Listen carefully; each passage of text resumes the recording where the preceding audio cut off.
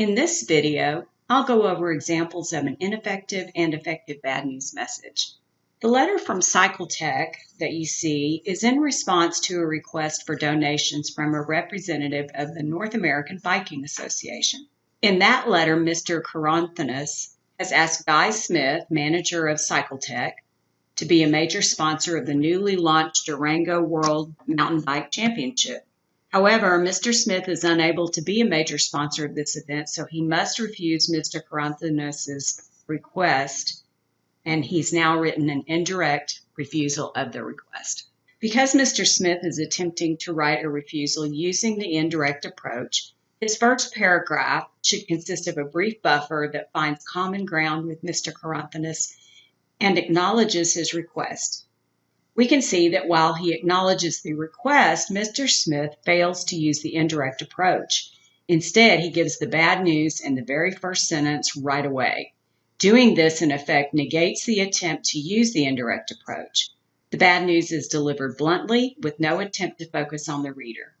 The tone is rude, and by using the dated phrase, "pursuant to your request," he shows a lack of caring that is immediately felt by the reader.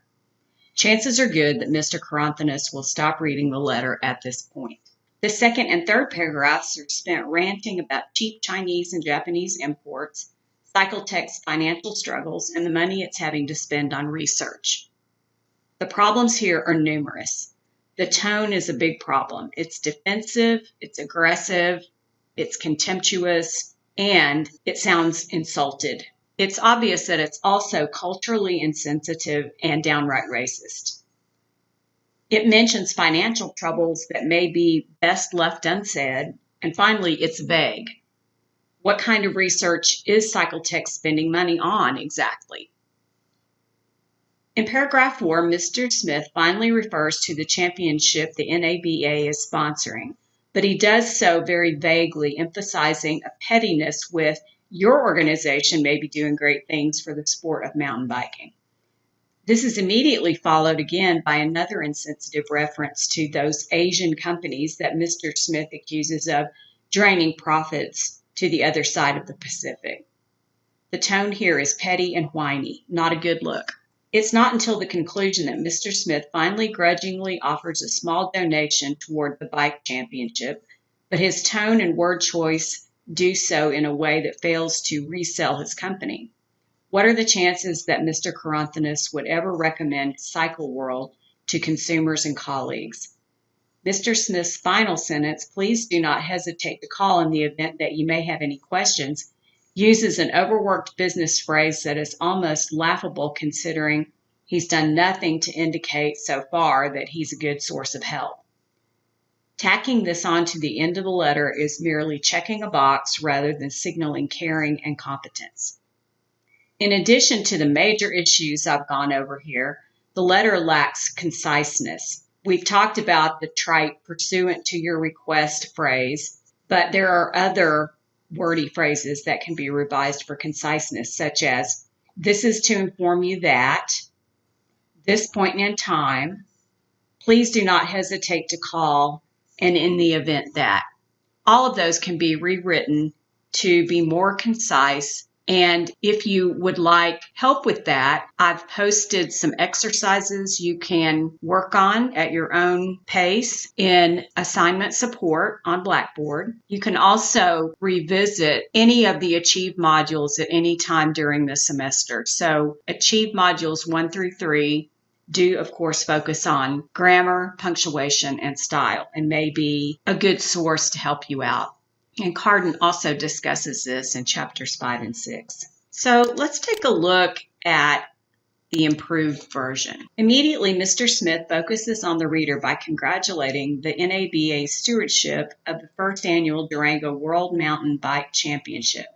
He has made an instant connection with Mr. Caranthanos and the contents of his letter. The buffer is brief, but not abrupt, and signals warmth and caring.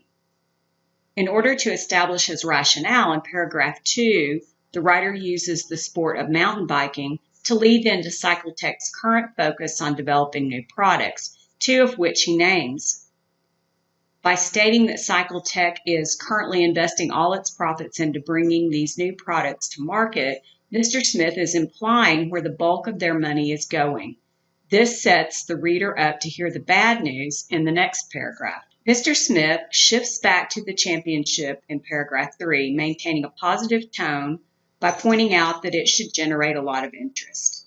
Then, when he makes clear in the next sentence that Cycletech will not be a major sponsor of the championship, notice how the bad news is given in a dependent clause, attaching it to an independent clause that focuses on what Cycletech can do instead. By subordinating the bad news, Cycletech can't donate a lot of money, to the good news, they can offer up to $500, he shifts the reader's attention away from the refusal to an alternative solution. He then follows the good news with a well-worded reminder of the fact that all bike manufacturers, not just those overseas, should pony up if they can.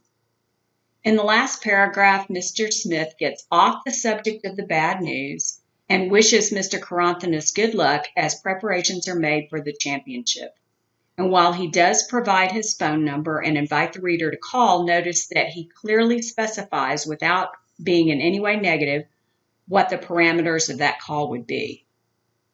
So this is a much more effective letter, and it illustrates how attention and care in writing translate to maintaining a good relationship with the reader.